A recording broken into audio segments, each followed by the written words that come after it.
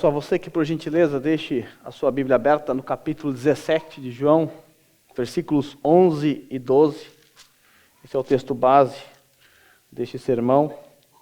Nós vamos olhar para esse texto e vamos extrair mais 3 verdades sobre os discípulos de Jesus. Com a Bíblia aberta, peço a você que me acompanhe na leitura. Lembrando vocês que essa é a oração de Jesus para os seus discípulos. Diz assim a palavra do Senhor: não ficarei mais no mundo, mas eles ainda estão no mundo, e eu vou para ti. Pai Santo, protege-os em teu nome, o nome que me deste, para que sejam um, assim como somos um. Enquanto estava com eles, eu os protegi e os guardei no nome que me deste. Nenhum deles se perdeu, a não ser aquele que estava destinado à perdição, para que se cumprisse a Escritura. Pode tomar seu assento? Meus irmãos, como sabemos, o 17º capítulo, nele o Senhor Jesus está orando. São os últimos minutos do Senhor antes de ser preso, e Ele está orando aqui por os seus discípulos.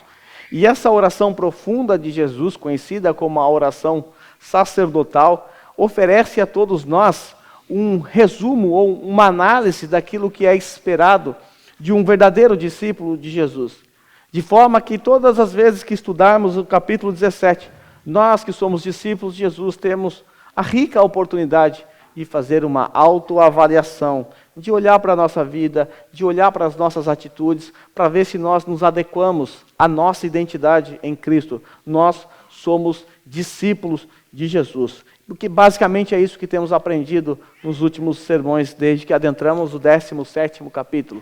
Qual é a nossa identidade em Cristo Jesus? O que nós aprendemos até aqui? Nós aprendemos, em primeiro lugar, que nós pertencemos a Deus. Também aprendemos que, como discípulos que somos, obedecemos, porque somos obedientes. Também aprendemos que os discípulos de Jesus, eles sabem tudo que Jesus tem e faz, vem do Pai. Como discípulos de Jesus que somos, aceitamos a palavra de Deus como única regra de fé e prática para as nossas vidas. E como filhos de Deus e discípulos, vivemos para a glória de Deus. Foi até aqui que eu fui com vocês, no último sermão, e agora eu quero olhar para o nosso texto e dar prosseguimento. Hoje nós vamos aprender mais 3 características de um verdadeiro discípulo de Jesus. Portanto, a 6ª característica é que um discípulo de Jesus, um filho de Deus, ele é protegido pelo Pai. Está e sempre será protegido por seu Pai. Como nós bem sabemos, nós estamos naquela terrível e sombria noite em que o Senhor Jesus Cristo foi traído. Temos informação que Judas Iscariotes está a caminho, ele está vindo já para entregar Jesus. Ele está acompanhado das autoridades do templo e ele vai ser preso. Então restam poucos minutos para Jesus na presença dos seus discípulos. E ele vai utilizar os seus últimos minutos para interceder por eles. Mas não é apenas uma intercessão. Essa intercessão também, ela é carregada de consolo. Jesus, nessa oração, se dispõe a falar dos discípulos, de suas qualidades. Assim, era uma maneira de fortalecer a fé deles. Então Jesus está aqui usando os seus últimos minutos para confortar e consolar os seus discípulos, porque em breve ele vai voltar para o Pai, conforme ele tem anunciado desde o capítulo 13. Nós sabemos que os discípulos de Jesus, eles estão nesse momento angustiados, porque eles sabem que Jesus vai partir. E agora eles estão diante de Jesus, naquele jardim, naquela noite sombria, e o Senhor Jesus, apesar de faltar poucos minutos para o martírio, ele se põe a confortar, consolar os seus discípulos. E nesse trecho que está diante de nós, o Senhor Jesus afirma claramente que eles não ficarão sem a proteção.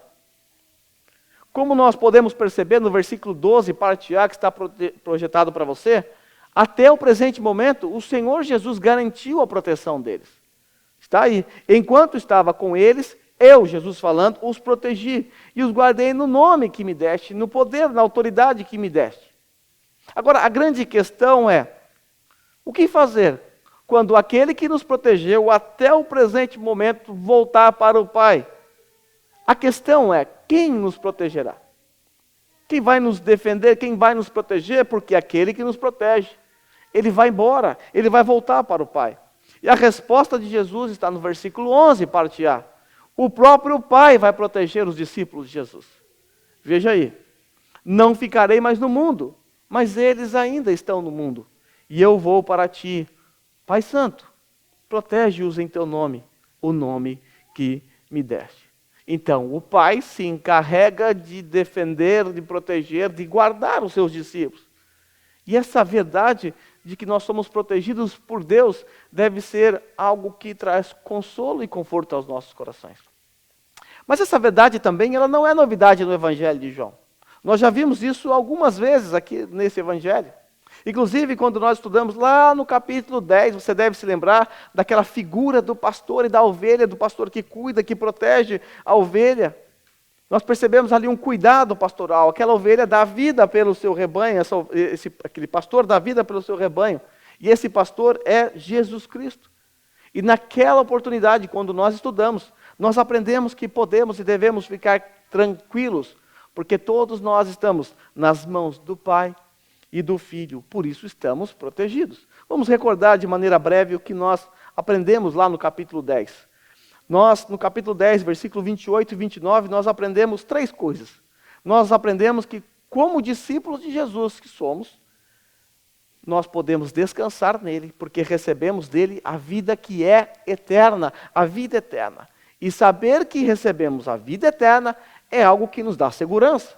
Significa que a sua vida, você nunca vai mais perdê-la, porque ela é eterna, ela é perene. Jesus diz, eu lhes dou a vida eterna, nesse trecho que está projetado para você. Seguindo esse trecho ainda, a seguir Jesus disse assim, jamais perecerão.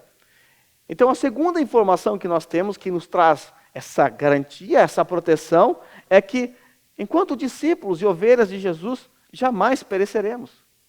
Jamais pereceremos. É enfático, jamais pereceremos. Essa verdade também não é novidade.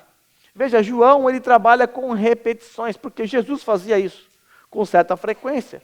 Porque nós sabemos que o aprendizado se dá mediante repetições. A lei foi repetida em Deuteronômio. Você vai perceber nos evangelhos inúmeras repetições. Você já viu eu falando inúmeras vezes a mesma coisa. Por quê? Porque o ensino é cíclico, você precisa voltar aos fundamentos. Nós já aprendemos lá no capítulo 6, versículo 37 ao 40, também essa verdade que está projetada aí para vocês. Todo aquele que o Pai me dá, Jesus disse, esse virá a mim. Então preste atenção. O Pai dá, e esses que o Pai dá, vai até Jesus. E o que vem a mim, de modo nenhum lançarei fora. Segurança, perseverança, proteção, não vou lançar fora, porque eu desci do céu não para fazer a minha própria vontade, e sim a vontade daquele que me enviou. E qual é a vontade daquele que enviou Jesus?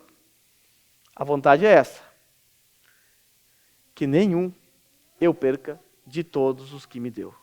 Nenhum eu perca de todos que me deu. Se você foi dado por Deus Pai a Jesus, porque você é um discípulo, e você foi a Ele, Ele não vai lançar você fora de modo nenhum. Porque Ele veio a esse mundo, Ele desceu dos céus para fazer a vontade do seu Pai. E a vontade do Pai é que Ele não perca nenhum dos que o Pai deu para o Filho, Jesus Cristo. E aí nós temos ainda mais uma segurança, mais uma garantia. O Senhor complementa esse texto dizendo, pelo contrário, eu ressuscitarei no último dia.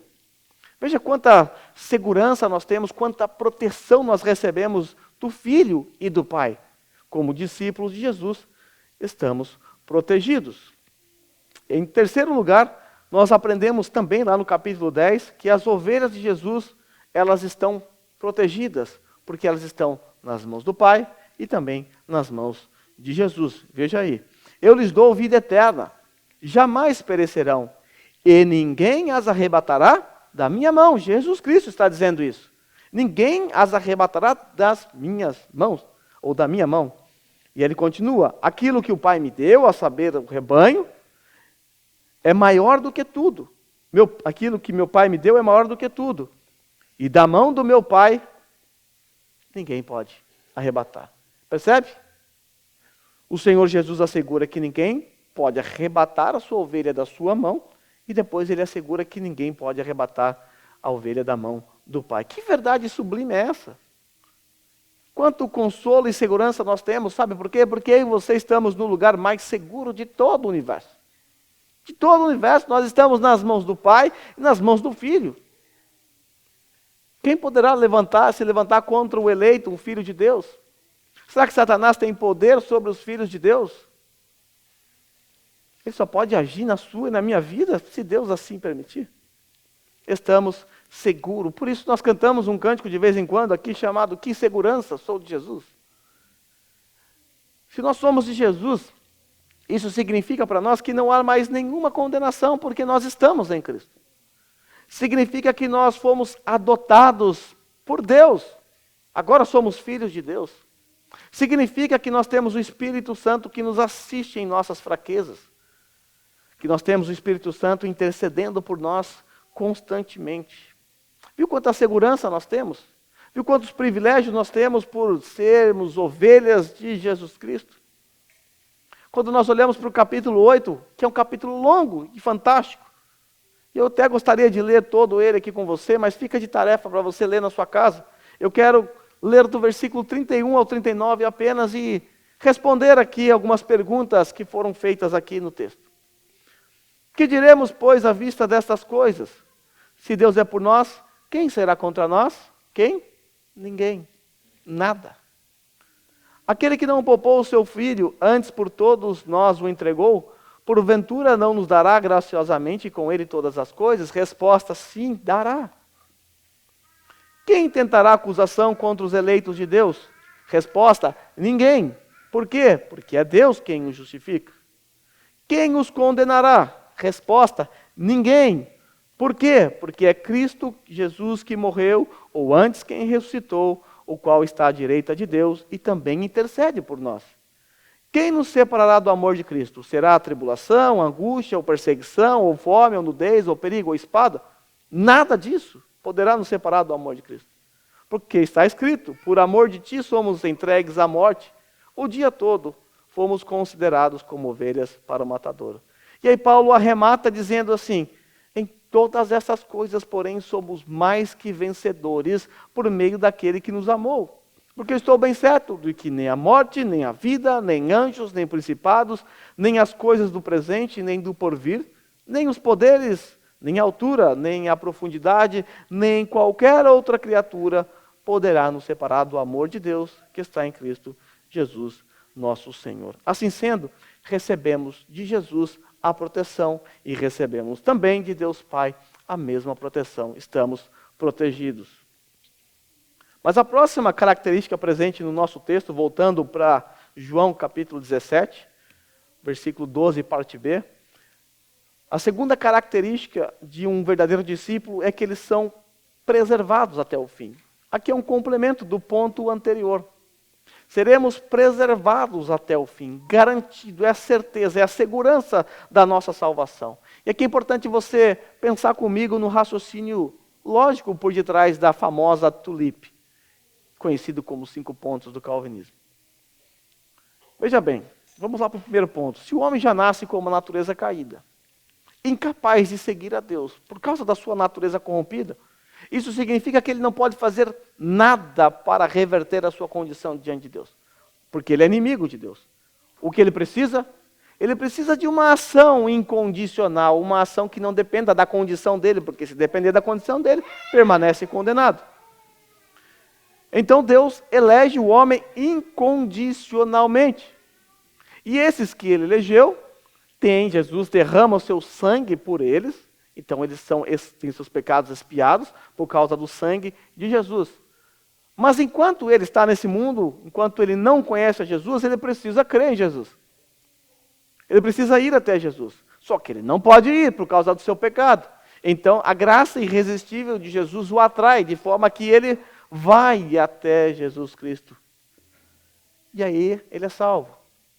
Quando você olha todo esse contexto, que parte da depravação do homem, da ação incondicional de Deus, da atração de Jesus Cristo com sua graça irresistível, ciente de que ele morreu pelos seus eleitos, Então, o último ponto, ele é uma conclusão óbvia. Esses, então, serão preservados até o fim. É a doutrina da perseverança dos santos. Eu quero que você olhe aqui para o texto, que está diante de nós, perceba essa realidade aqui no texto, dessa perseverança ou da preservação dos santos. Enquanto estava com eles, Jesus disse, eu os protegi e os guardei no nome que me deste. Nenhum deles se perdeu. Nenhum deles se perdeu. Todos aqueles que foram dados pelo Pai ao Filho, que foram atraídos até ele disse que não lançaria fora. E agora ele está garantindo que nenhum dos seus discípulos se perdeu. E aí, nesse momento da história, você está pensando assim, peraí, não é bem assim. Afinal, tem um que se perdeu ali dos discípulos de Jesus. O Judas Iscariotes não conta? Aí Jesus responde na sua oração, nenhum deles se perdeu, a não ser aquele que estava destinado à perdição, para que se cumprisse as Escrituras. Eu já preguei sobre Judas aqui do capítulo 13. Você deve se lembrar, e eu vou apenas mencionar algumas coisas de maneira muito breve mesmo por conta do nosso tempo, mas se você quiser entender melhor essa questão de Deus destinar, de Judas ser destinado à perdição para o cumprimento das Sagradas Escrituras, depois você procura lá no canal da igreja que você vai achar.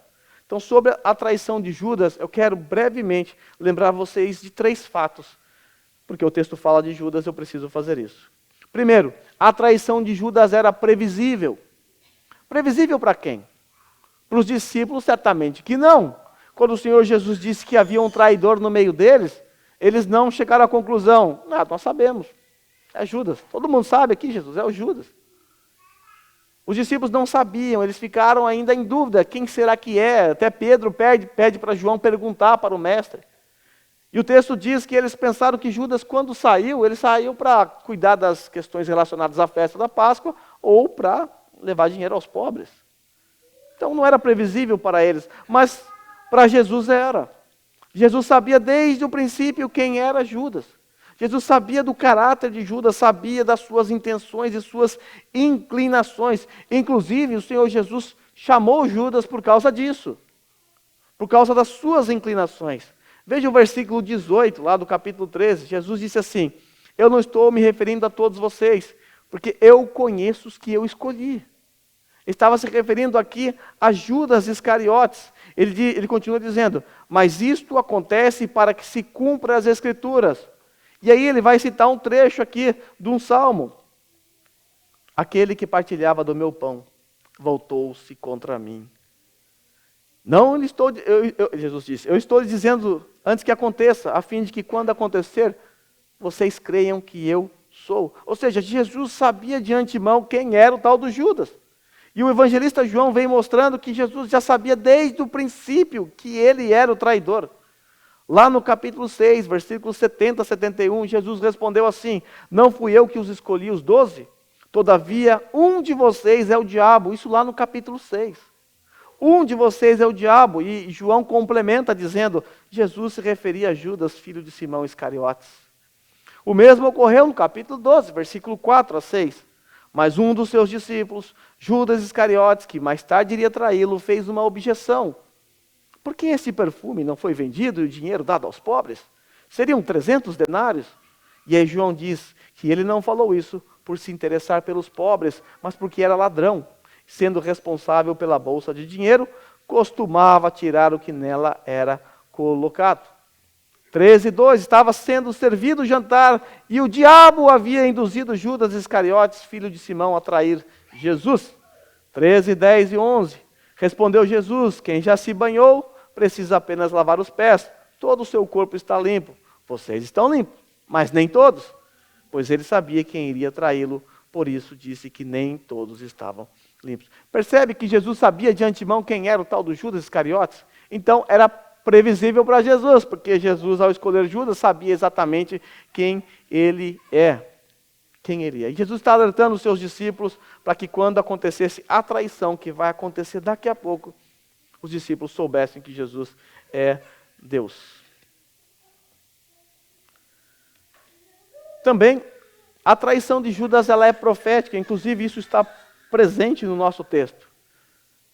Veja aí. Mas isto acontece para que se cumpra a escritura. Aquele que partilhava do meu pão voltou-se contra mim. O Senhor Jesus está citando aqui o Salmo 41. E o Salmo 41 foi escrito por Davi num contexto de traição. Não sabemos se é Joabe que estava traindo Davi ou Aitofel, um dos dois. E o Senhor Jesus, ele encontrou no verso 9 uma profecia acerca de Judas Iscariotes. Essa versão que nós usamos aqui na língua portuguesa é um pouco suave. Mas a ideia no original, a ideia no grego, é a ideia de alguém levantar o seu calcanhar para dar coice como um animal que golpeia com coice. Quando nós olhamos para Atos capítulo 1, versículo 16 e 17, nós encontramos o apóstolo Pedro discursando a um grupo de aproximadamente 120 pessoas.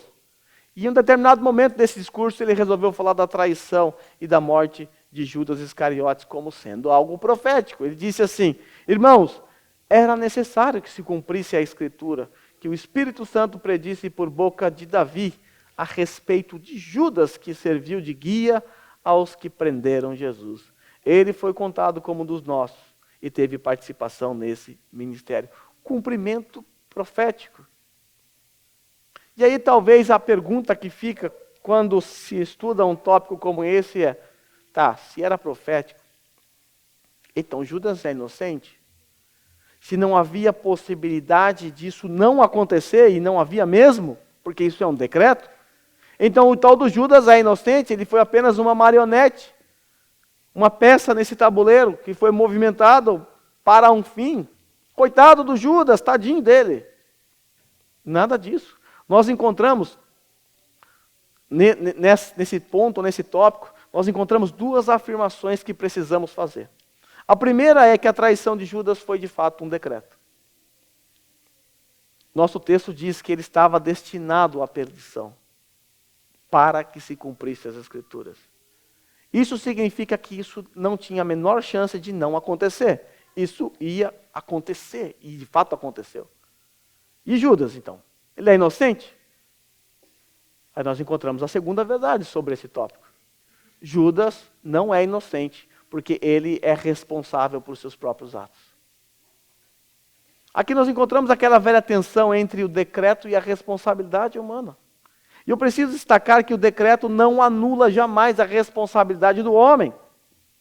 Judas é ao mesmo tempo culpado dos seus atos e ao mesmo tempo um personagem que cumpriu um decreto de Deus. E nós percebemos em Mateus essa tensão. Veja aí, Mateus 26, 24. Aquele que comeu comigo do mesmo prato há de me trair. O Filho do Homem vai conforme tudo que está escrito a seu respeito. Pode isso aqui não acontecer? É evidente que não. Jesus veio a esse mundo para cumprir o propósito eterno de Deus, o pacto eterno de redenção. Então, sem chance disso não acontecer. Mas Jesus continua. Mas ai daquele que trai o Filho do Homem, melhor lhe seria não haver nascido. Responsabilidade humana, ele foi punido por conta dos seus atos. O fato é que Judas não era alguém santo, perfeito, justo, moralmente correto, e aí ele se corrompeu porque um decreto foi lançado sobre ele, agora você vai ter que ficar mal para trair Jesus. Tadinho do Judas. Muito pelo contrário, Jesus escolheu alguém com uma inclinação, com um caráter corrupto, alguém cheio de ganância, um ladrão. Jesus o colocou para cuidar do dinheiro, sabendo do seu caráter. Então, Judas apenas seguiu o que sua natureza manda e ao mesmo tempo cumpriu um decreto divino. Isso mostra o controle de Jesus sobre toda a história, inclusive sobre a história do traidor. Porque a traição de Judas não foi uma surpresa para Jesus, mas foi um cumprimento de profecias e o plano eterno de Deus sendo executado. A morte de Jesus pela traição de Judas, com a participação de Judas, também é necessária. Foi necessária. Sabemos que a missão de Cristo é a missão da cruz. O alvo de Jesus Cristo foi a cruz. Mas para que o nosso Senhor Jesus fosse para a cruz, foi necessário a presença de inúmeros personagens. Foi necessário, por exemplo, um Pilatos medroso, covarde. Foi necessário o sumo sacerdote Caifás, um homem corrupto e perverso. Foi necessário um sinédrio corrompido. foi necessário um monte de judeus clamando por crucificação. E foi necessário também um traidor, Judas Iscariotes. Todos esses personagens, eles não são acidentais na vida de Jesus.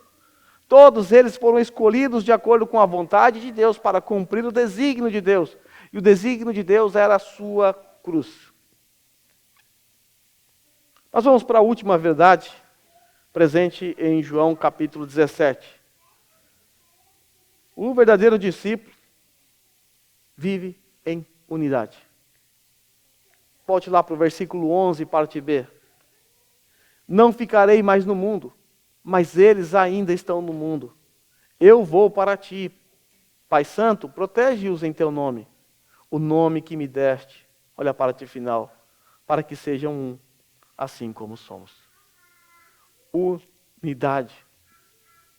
Jesus está orando. E está dizendo nesse exato momento que os discípulos de Jesus devem ser unidos. Mas que tipo de unidade é essa? A mesma unidade presente na Santíssima Trindade. Está vendo o padrão de unidade que é exigido de nós? O Senhor Jesus, ao orar pelos discípulos e orar por nós, Ele disse assim, para que eles, esse povo, esse grupo, sejam unidos. Um. E unidade não tem nada a ver com uniformidade. Não é para todo mundo ser igual. A gente olha aqui, ó, tudo diferente. Mas a unidade não tem nada a ver com uniformidade. É possível haver unidade, mesmo havendo uniformidade, não havendo uniformidade. Quando você olha lá para 1 Coríntios, quando Paulo fala sobre os dons ou sobre o corpo de Cristo, você percebe que um é pé, um é mão, uma orelha, um é uma encravada. Cada um é alguma coisa no corpo de Cristo. Cada um é uma coisa no corpo de Cristo, cada um tem a sua importância no corpo de Cristo. E o seu corpo, aí que você tem, é unido. Ou você veio para cá, deixou o pé lá no carro, deixou a mão lá em casa, você não fez isso. Você trouxe todo o seu corpo, apesar de ser divergente, de haver divergência entre a sua mão e o seu pé, cada um tem uma função diferente, não é a mesma coisa. O fato é, irmãos, que uma das grandes marcas de um discípulo de Jesus é que eles vivem em unidade.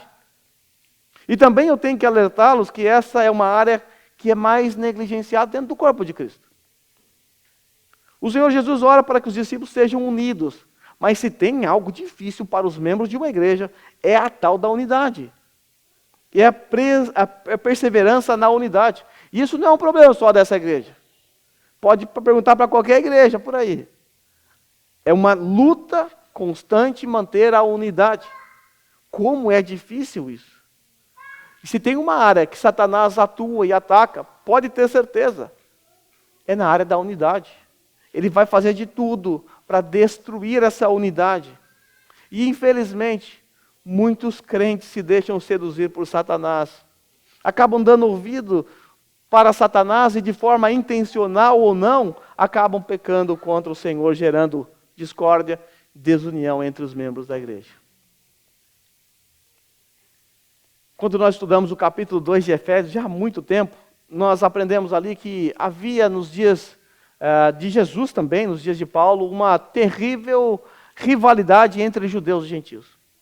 Nós sabemos que judeus e gentios não se davam bem, judeus não gostavam de gentio de jeito nenhum, e gentio provocava os judeus. Inclusive, no templo, havia uma pequena muretinha, de 1 metro e pouquinho. Essa muretinha separava o pátio dos judeus do pátio dos gentios. E ai de um gentio cruzar para dentro do pátio dos judeus. Inclusive havia uma plaquinha, ou várias plaquinhas espalhadas em cima dessa muretinha, dizendo que se o gentio ultrapassasse aquela linha, ele ia morrer. E morria mesmo. E morria mesmo. Havia um muro literal de separação. E Paulo, tendo isso em mente, se lembrando dessa muretinha, ele então escreve lá no capítulo 2 de Efésios, versículo 11 a 22, o seguinte. Portanto, está falando para uma igreja de gentios, tá? Lembre-se que anteriormente vocês eram gentios por nascimento, chamados incircuncisão pelos que se chamam circuncisão. Ou seja, vocês nasceram não judeus. Vocês são incircuncisos, porque vocês não são judeus. E aqueles que são judeus, ou são circuncidados, chamam vocês incircuncisos. Porque eles foram circuncidados naquela circuncisão feita por mãos humanas. E que naquela época vocês, gentios, estavam sem Cristo, separados da comunidade de Israel, estrangeiros quanto à aliança da promessa, vocês estavam sem esperança e sem Deus no mundo. Essa era a situação do gentio. E agora Paulo disse assim: mas agora, em Cristo Jesus, vocês que antes estavam longe do povo de Israel, afastados das alianças, das promessas, agora vocês foram aproximados. Mediante o quê? O sangue de Cristo. Pois Ele é a nossa paz, o qual de ambos, judeus e gentios, destruiu a barreira, o muro de separação, ou muro de inimizade, dependendo da sua versão. Veja, Ele fez de ambos um só, e derrubou, quebrou, anulou, destruiu o muro de inimizade, o muro de separação, anulando em seu corpo pela lei dos mandamentos expressa em ordenança. O objetivo dele, de Deus, era criar em si mesmo, dos dois, judeus e gentios, um novo homem, fazendo a paz e reconciliar com Deus os dois, judeus e gentios, onde? Cada um com a sua igreja, cada um para um lado? Não, os dois num único corpo, por meio da cruz, pela qual ele, Jesus Cristo, destruiu a inimizade. Ele veio e anunciou a paz aos que estavam longe e a paz aos que estavam perto, pois por meio dele, tanto nós, Paulo como judeu falando, temos acesso ao Pai por um mesmo Espírito, eles também têm. Consegue perceber o que Deus fez em Cristo Jesus? Ele derrubou aquele muro de separação que havia entre judeus e gentios e colocou ambos no mesmo corpo. Agora judeu e gentio têm que conviver junto, têm que se amar. Se tem um povo diverso aqui, ou com pensamentos, ideias diferentes, era o gentio e o judeu. Um gentio é um não judeu, para que você saiba. Foram colocados no mesmo corpo e agora precisam viver em unidade. Unidade que foi criada pelo próprio Deus. Compete aos membros da igreja apenas manter a unidade, porque a gente não cria unidade. Agora, preste atenção. Quando eu e você agimos de forma maligna, rompendo a unidade da igreja, saiba, nós estamos a serviço de Satanás. É isso que nós fazemos. Nós trabalhamos para Satanás quando nós agimos de maneira maligna, colocando a unidade da igreja em risco. A obra de Jesus foi quebrar o muro de separação. E às vezes eu e você vamos lá e colocamos tijolinhos ali entre irmãos, usando talvez a nossa língua, a nossa maledicência, nutrindo sentimentos malignos. E isso é obra de Satanás. Jesus derrubou o muro.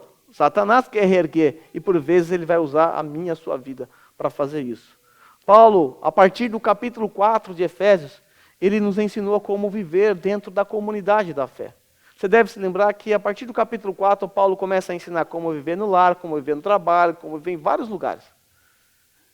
Ele também ensinou como viver dentro da comunidade da fé. E eu quero relembrar com vocês, olhando para o capítulo 4, versículo 3. Nós vamos do 2 e para o 3, mas eu vou começar com o 3. O verdadeiro cristão, ele deve viver de forma a preservar a unidade construída por Deus. Veja o versículo 3. Fazendo tudo, se você quiser grifar, essa é a palavra que você precisa grifar aí. Fazendo tudo. O que é tudo? É tudo. Para quê? Para preservar a unidade do Espírito no vínculo da paz. Tudo para preservar a unidade do Espírito no vínculo da paz. Meus irmãos, é notório que a ênfase de Paulo nessa porção é a unidade. Basta você olhar os versículos anteriores. Paulo está falando do corpo de Cristo. E ele está afirmando claramente que o cristão que vive dentro da comunidade deve viver em unidade, em união. O que nós vamos perceber no segundo versículo é sobre atitudes que promoverão a unidade da igreja. E se essas atitudes que nós encontraremos a seguir no versículo 2 não estiver presente na minha e na sua vida, então comprometeremos a unidade dessa igreja. Por isso, eu e você somos convocados por Paulo, pela palavra de Deus, para batalhar pela preservação dessa unidade. E saiba, qualquer um aqui que de alguma forma cooperar para a quebra dessa unidade, estará de maneira maligna se levantando contra a obra de Deus. e esses tais sofrerão consequências desse maldito e abominável pecado. Dessa forma, nós devemos obedecer ao que Paulo ordena aqui. O que Paulo ordena, devemos fazer tudo, absolutamente tudo para preservar a unidade, nada menos do que tudo. A partir de agora, eu quero, junto com vocês, voltar agora para o versículo 2. Vamos aprender com Paulo acerca de algumas atitudes que nos ajudarão a manter a unidade da igreja. E a falta dessas virtudes que Paulo apresenta aqui levará a igreja a não ter unidade. Quais são então as atitudes que nos ajudarão a manter a unidade desta igreja?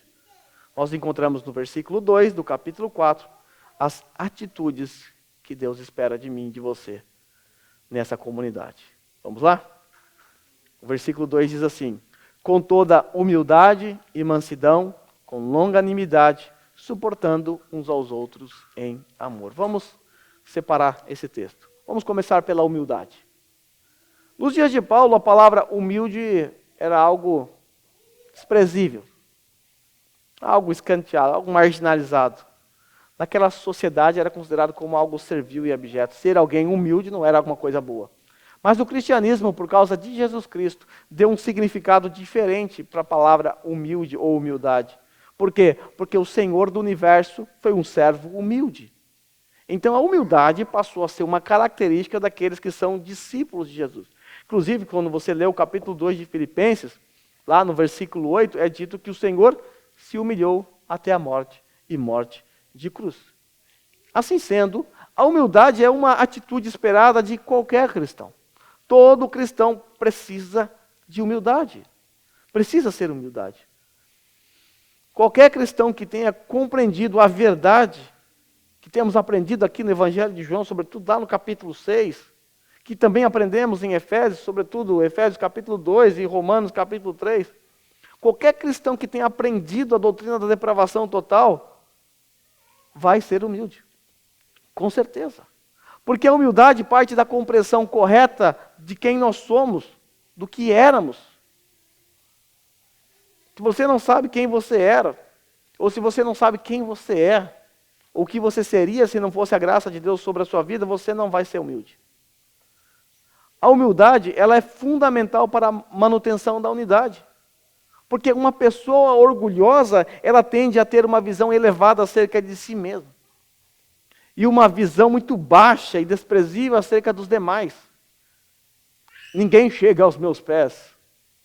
Ninguém consegue ser como eu sou. Ninguém faz as coisas do jeito que eu faço. Pessoa orgulhosa. Tem uma visão elevada acerca de si e uma visão desprezível acerca dos demais. É isso que o orgulho faz. O orgulho é aquele, o orgulhoso ou orgulhosa é aquela pessoa que acha que sempre está com a razão. Os demais estão sempre errados. Está todo mundo errado, só eu tenho a razão. O orgulhoso é aquele que é um leão. Ele vai para cima quando os outros erram. Ele é um leão quanto aos erros dos outros, mas quando erra, é um gatinho, mansinho, que clama por misericórdia, mas os mesmos não têm misericórdia dos outros. Orgulho. Porque se acham melhores. Veja como o orgulho coloca a unidade da igreja em risco, porque se o orgulho me faz enxergar melhor do que os outros, lógico que eu vou comprometer a unidade da igreja. Porque eu vou para cima, eu vou maltratar aquelas pessoas que eu julgo que são inferiores a mim. Eu vou desprezá-las, porque eu sou orgulhoso. O orgulho quebra a unidade da igreja. Por isso Paulo diz que é preciso humildade. É considerar, e humildade, aqui olhando para Filipenses, é considerar não os outros inferiores a si, mas superiores. Esse é o padrão que a Bíblia exige de nós. Outro ponto que é exigido aqui no texto de Efésios é a mansidão. Paulo disse, com toda humildade e mansidão. A palavra que foi usada por Paulo aqui nesse texto era comumente usada para animais domesticados. Sabe aquelas feras selvagens que elas são adestradas? Então, isso, por si só, essa palavra já diz muita coisa, né? Já diz muita coisa. Fica fácil a gente entender o que é um animal domesticado. Um animal domesticado é uma fera selvagem que aprendeu a ter controle sobre seus instintos vorazes.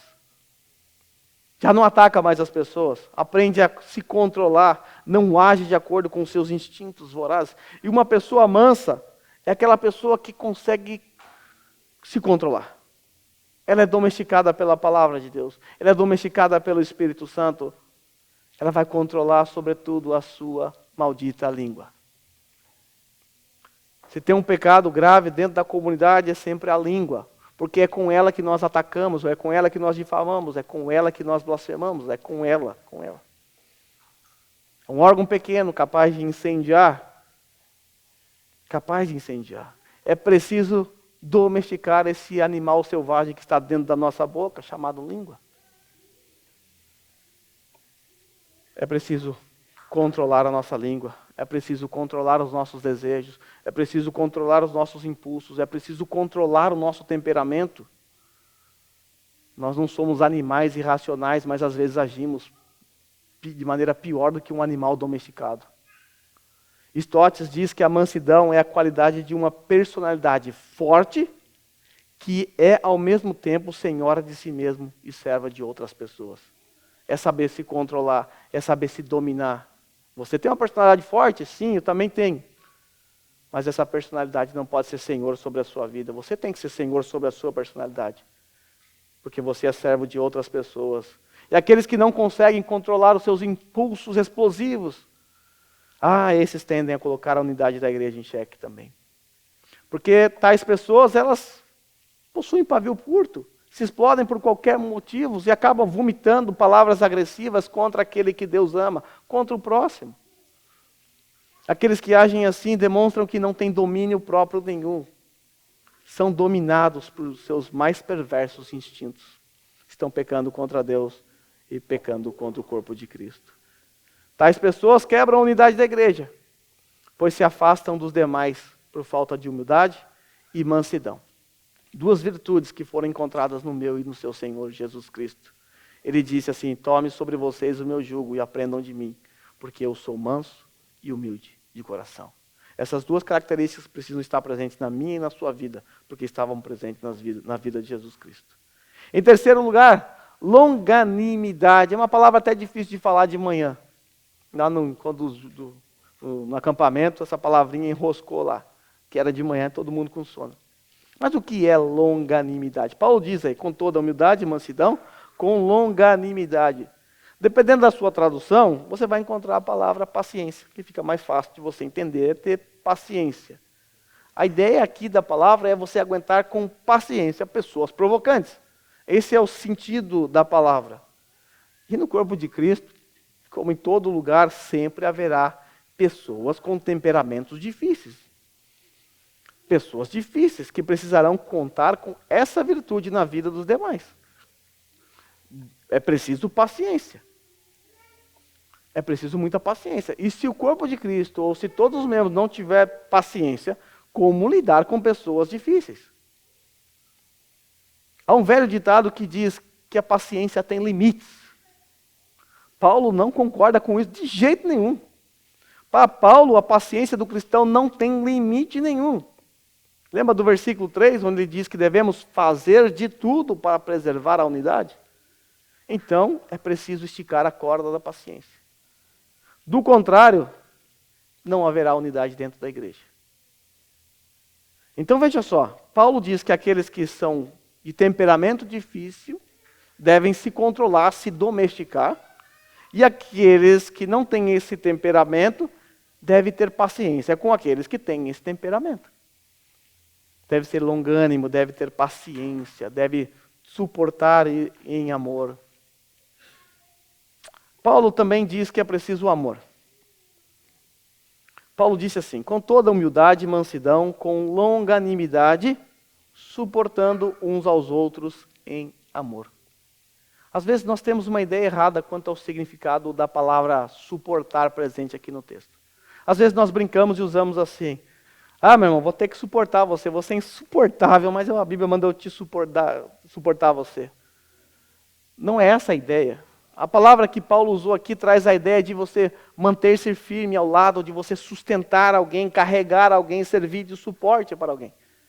A ideia de você carregar alguém na guerra caído, abatido, você ser o braço, o ombro para carregar aquela pessoa que foi ferida, isso é o suporte aqui. E o suporte é feito em amor. A ideia então é que nós devemos servir de suporte, de amparo para irmãos que são fracos na fé. Porque geralmente os irmãos que são fracos na fé são aqueles que estão comprometendo a unidade da igreja. Então aqueles que são fortes devem chegar ao lado desses e suportá-los em amor, servir de suporte. E suportar em amor implica um monte de coisa. A exortação piedosa, a correção, orar junto, o amor e tudo o processo de discipulado que vocês já sabem. Suportar em amor é a manifestação prática da paciência. Para ser paciente com alguém difícil é preciso amor. Senão você não vai ter paciência, coisa nenhuma. Paulo sabe que o amor cristão é a base de toda a unidade da igreja. A igreja é edificada em Cristo, o Deus da cruz, que provou e demonstrou o seu amor. Por isso, lá no capítulo 3 de Efésios, Paulo orou assim. Ele pediu a Deus que o amor esteja arraigado e alicerçado no coração daqueles irmãos. Arraigados e alicerçados. Duas palavrinhas importantes. Raiz, arraigada, aquela raiz profunda que você não consegue arrancar uma árvore com a força do seu braço. Alicerçado, aquele prédio que foi construído em cima de um alicerce, um fundamento do qual você não consegue derrubar aquela construção. E precisa isso estar no coração dos irmãos da igreja. O amor. Então podemos dizer que o amor produz humildade, mansidão, paciência e nos dá forças para suportar nossos irmãos. De forma que, se não houver amor, a unidade da igreja estará em xeque. Eu não sei se você conseguiu perceber o quanto Deus leva a unidade da igreja a sério. Parte da sua obra foi gerar essa unidade, derrubando o muro de separação. Deus leva isso muito a sério e nós também devemos levar. Note o versículo 20 da oração do capítulo 17. Nós não estamos ainda nesse texto, mas Jesus vai falar dessa unidade também lá no versículo 20. Jesus disse assim: não peço somente por esses, mas também por aqueles que vierem a crer em mim. Não estou orando apenas pelos 12, ou os 11, né, Judas não estava ali, que estão aqui na minha frente, mas também por aqueles que crerão em mim. Ele está orando por nós. Ele está orando por todos os crentes que ainda crerão em Jesus, ainda não são crentes, mas crerão em Jesus. Também por aqueles que vierem a crer em mim, por meio da palavra que eles falarem, a fim de que todos sejam um. Veja aqui a unidade. E como tu, ó Pai, está em mim e eu em ti, também eles estejam em nós. Nós temos que ter essa unidade, é Pai e Filho, nós no Pai e no Filho, para que o mundo creia que tu me enviaste. Eu lhes transmiti a glória que me deste. Para quê? Para que sejam um como nós somos. Eu neles, tu em mim, a fim de que sejam aperfeiçoados na unidade. Nós precisamos entender que precisamos aperfeiçoar a unidade. A unidade nunca vai ser perfeita aqui nessa terra. Por isso estamos em constante aperfeiçoamento, para que o mundo conheça que tu me enviaste e os amaste como também amaste. Amém. Meus irmãos, diante de tudo isso, de tantas questões, de tantos pontos relacionados à unidade, eu quero, junto com vocês, responder algumas perguntas, ou levantar algumas perguntas para que você reflita. E eu peço, por favor, que você não pense em outra pessoa além de si mesmo, nesse momento. Eu vou fazer algumas perguntas aqui, e eu não quero que você pense, isso aqui é o irmão Ciclano, essa aqui é a irmã Beltrano. Pense em você, avalie a sua vida, faça como eu fiz na minha. Avalie. Veja se você não é alguém que está colocando a unidade da igreja a sério. Então aqui vai algumas perguntas para a sua reflexão também. Será que temos levado a sério a unidade da igreja? Será que você já parou para pensar o quanto é grave você se levantar contra aquilo que Cristo fez? Se você menospreza ou é um agente de Satanás, quebrando a unidade da igreja, isso é muito sério, isso é um pecado grave. Então, será que nós, de fato, temos levado a unidade da igreja a sério? Outra pergunta para a sua reflexão. Será que eu e você temos feito de tudo, usando as palavras de Paulo, para manter o vínculo da paz? Será que nós temos feito de tudo para manter o vínculo da paz como nós nos comprometemos lá no pacto de membresia, inclusive? O primeiro parágrafo do nosso pacto de membresia, ele fala da unidade. Ele fala de unidade. Ali os membros se comprometeram a orar e trabalhar pela unidade do Espírito no vínculo da paz. É isso que você, membro dessa igreja, se comprometeu. Veja como é importante, inclusive é o primeiro ponto do pacto. Então uma pergunta para você. Você que é membro dessa igreja, você de fato tem levado isso a sério? Ou você é um instrumento de Satanás para semear desunião e discórdia no nosso meio? Será que você possui as características apresentadas no versículo 2 de Efésios 4? Ou seja, você é alguém manso como Jesus? Ou será que você é uma fera indomável como o diabo? Será que você é alguém pacificador, alguém que está sempre buscando pacificar as situações, ou você é alguém caçador de encrencas? E tem bastante. Será que você é um daqueles que dizem assim, pastor, eu sou bonzinho, mas se pisar no meu calo, o bicho pega? Domínio próprio. Se pisar no seu pé, você perdoa, porque você ama. Você não é vingativo. Se pisar no seu pé, você suporta. Você resiste ao seu instinto voraz que está dentro de você, porque você é dominado pelo Espírito Santo de Deus. É você alguém humilde como Jesus? Ou seja, você é alguém que considera o interesse dos seus irmãos acima dos seus próprios interesses, porque foi isso que Jesus fez. Será que eu e você temos sido pacientes com irmãos que são difíceis? Pessoas que, como dizem no Brasil, carne de pescoço. O pastor Luiz Saião diz que no mundo islâmico existem os xiitas. Na igreja evangélica existem os xaatos. Será que você é um xaato? Mas a grande questão é que vai ter esse tipo de pessoa em toda igreja. Pode ser que seja eu. Pode ser que seja você. Aqui não vai ser diferente. Mas é preciso que tenhamos paciência com o ritmo das pessoas. Cada um tem o seu ritmo.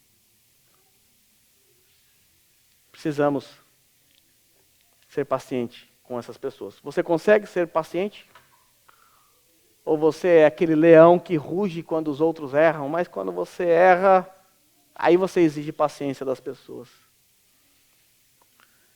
Será que nós temos orado por pessoas difíceis? Às vezes a gente não ora, não. Nós não oramos às vezes, porque não temos paciência. Às vezes queremos que a pessoa funcione da mesma forma que nós funcionamos, que ande no mesmo ritmo que a gente anda. Cada um é diferente. O corpo de Cristo não existe uniformidade, é uma unidade na diversidade. E a gente acaba se irritando com pessoas que são difíceis ou pessoas que não se adequam ao nosso perfil. Meu santo não bate com essa pessoa, dizem ainda alguns crentes desinformados. Então, será que nós temos orado por pessoas assim? Será que nós temos buscado via discipulado ajudar essas pessoas? Ou não temos paciência para isso? Então, se as respostas elas forem negativas, isso revela que nós não temos amado nossos irmãos como Cristo nos amou. Se não estamos fazendo tudo para conservar a unidade do Espírito pelo vínculo da paz, estamos pecando contra o Senhor, nosso Deus. E se de alguma forma essas questões te incomodaram, como algumas me incomodou, então lhe resta a você fazer a mesma coisa que eu fiz. Pedir perdão a Deus por desprezar a unidade de Cristo, a unidade criada pelo próprio Deus. E a partir de agora, batalhar, lutar, fazer o que Paulo mandou, de tudo para manter a unidade na fé.